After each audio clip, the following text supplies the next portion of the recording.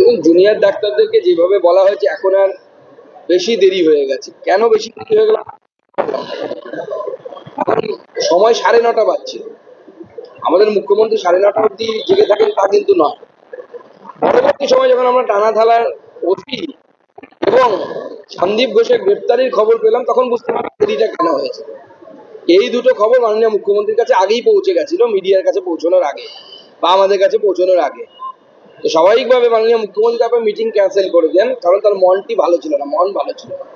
কারণ উনি চিন্তায় পড়ে গেছিলেন যে এরপরে সিবিআইয়ের হাতটা কার দিকে এগোবে, টালা থেকে টালির দিকে এগোবে কি, এই বিষয়ে উনি চিন্তিত হয়ে গেছেন, তাই মিটিং ক্যান্সেল করেছেন। দ্বিতীয় কোনো কারণ সিবিআই খুন এবং ধর্ষণ মামলায় গ্রেপ্তার করেছে, কি বলবেন? খুন ধর্ষণ প্রমাণ লোপাটের মামলায় প্রমাণ লোপাটের ক্ষেত্রে তাকে গ্রেপ্তার করেছে। আগে থেকে সেই গ্রেপ্তার ছিল করাপশনের।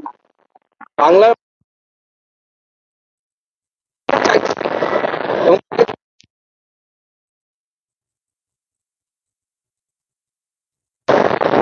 মানুষের ডিমান্ড ছিল যে সন্দীপ ঘোষকে উপযুক্ত শাস্তি দেওয়া হোক। বিশেষত এই যে তথ্য প্রমাণ তো চোখে সামনে চলে আসছে, জলের মতো ক্লিয়ার, ক্রিস্টাল ক্লিয়ার ইংরেজিতে যাকে বলে। ডাক্তার লিখছে নোট যে স্টিপুলেটেড টাইমের বাইরে করা সম্ভব নয়, ইভিনিং এর পর করা সম্ভব নয়, সুপ্রিম কোর্টের রায় আছে।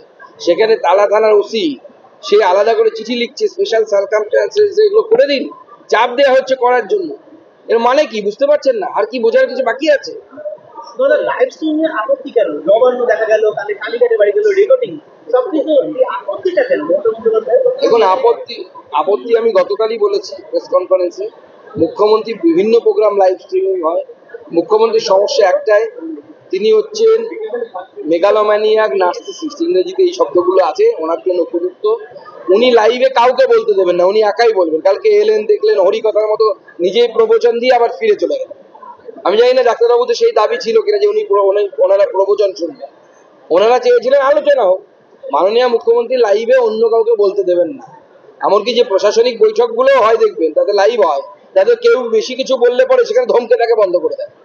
কারণ মাননীয় মুখ্যমন্ত্রী অন্য মত, অন্য কথা, অন্য চিন্তা ভাবনা কোনোটাই অ্যাকসেপ্ট করেন না। কোনো ধরনের গণতান্ত্রিক মূল্যবোধ মাননীয় মুখ্যমন্ত্রীর মধ্যে 0.001% দুবার বৈঠক ব্যর্থ হলো।